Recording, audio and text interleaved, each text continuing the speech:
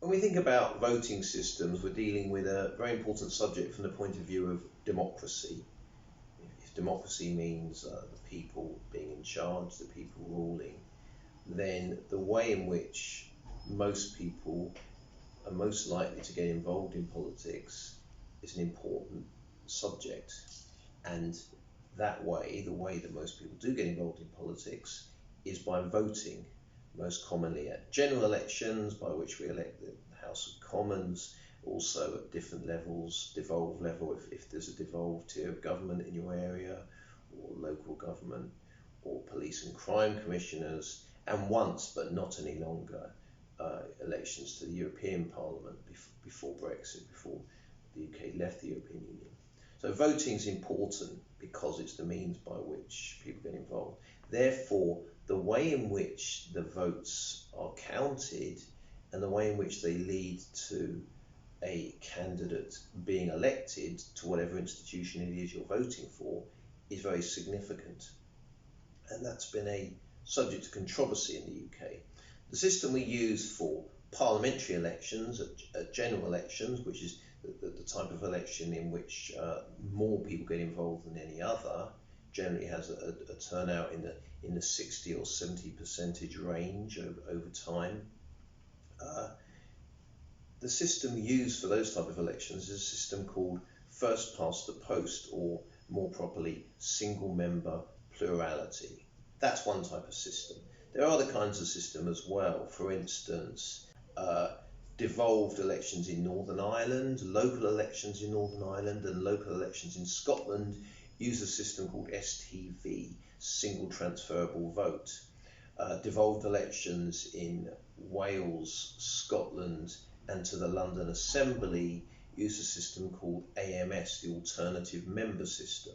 And there's also a further system called the supplementary vote, which is used for mayoral elections in various parts of the country, and also for police and crime commissioner elections. So there's lots of different systems in use in the UK, and there are actually more systems that could be used. In fact, in 2011, the UK had a referendum on whether or not it should shift to a different type of electoral system for parliamentary elections, so a shift away from the first past the post or single member plurality system to a system known as the alternative vote was on offer. In the event, there was a significant majority of those who turned out against the move, so the first past the post single member plurality system was kept for parliamentary elections. So there are these various different systems and other systems that in theory could be adopted. A core argument in the UK about electoral systems is whether or not we've got the right system, whether the first past the post single member plurality system is the right one for parliamentary elections. A key argument against that system, and there'll be more on the page about this, but the key argument against that system is that it is disproportionate. That is to say, the kind of outcomes that parties get in terms of the seats they win in the House of Commons doesn't reflect very well the actual proportion of the popular vote they received. One consequence of that is that in the UK system, two parties, which has since 1918 tended to be the Labour and the Conservative Party, dominate. They do very well. They tend to alternate in power, either single party government or being the dominant party within the government. Sometimes they've been in coalition with each other, but that's less common. We have a kind of two-party dominance in the UK system. That's not entirely the case. Other parties do get something of a look in, but those are the main two. And there's a theory that the first past the post single member plurality system tends to produce that dominance, even though actually the vote shares received by those parties doesn't necessarily justify their dominance.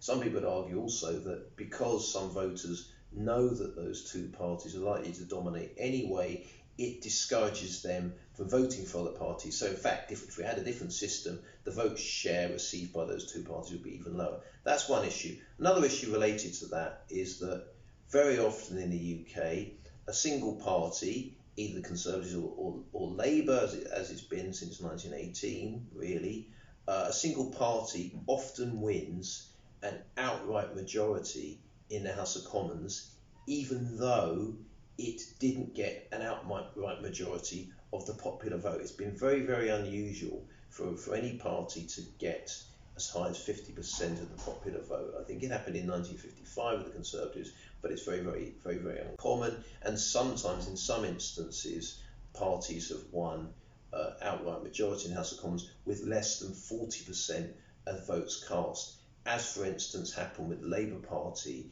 in 2005 general election.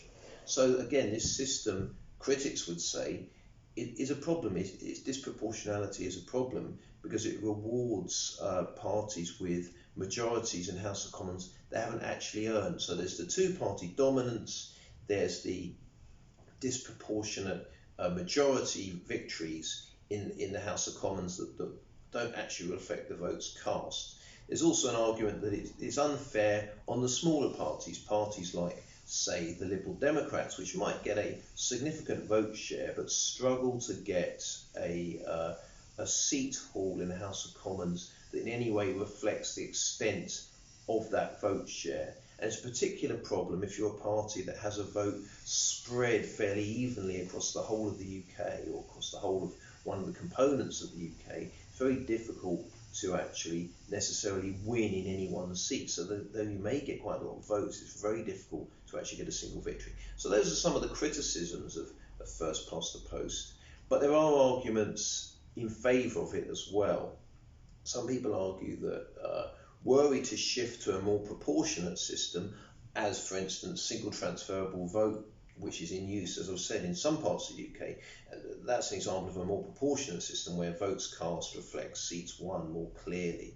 Were we to do that, there would be less direct accountability because you wouldn't have single member constituencies, you'd have multi-member constituencies, and it'd be a lot harder for voters to relate directly to a specific representative, and if they didn't like what that representative was doing, get rid of them at the next election. So there's a kind of an accountability argument. There's also an argument that first past the post single member plurality system creates strong governments, that because governments, single party governments are possible, that because it's more possible for a particular party to win a majority in the House of Commons, you have a stronger government with a clearer mandate, that it's easier for the public to choose between different parties with clear manifestos and get what they voted for. So that's an argument in favour that it's a strong system, it produces stable government, and it produces clearer accountability and enables people to make a clear choice. If, as some critics argue, we had a more proportionate system like single transferable vote or perhaps the alternative member system, if we had a more proportional system, critics of that idea, of that kind of a shift, argue that there'd be less accountability, you'd have coalition governments all the time, there'd be less stability, governments would be falling apart and reforming, and also when it came to election time we wouldn't really know what we were voting for because you wouldn't be getting one party elected to power with one manifesto. You'd be getting a kind of amalgam of all the different parties that made up whatever coalition was formed after the election, putting together different bits of their manifesto through a series of deals that weren't actually voted on by the public. So that's some of the core outlines of the arguments.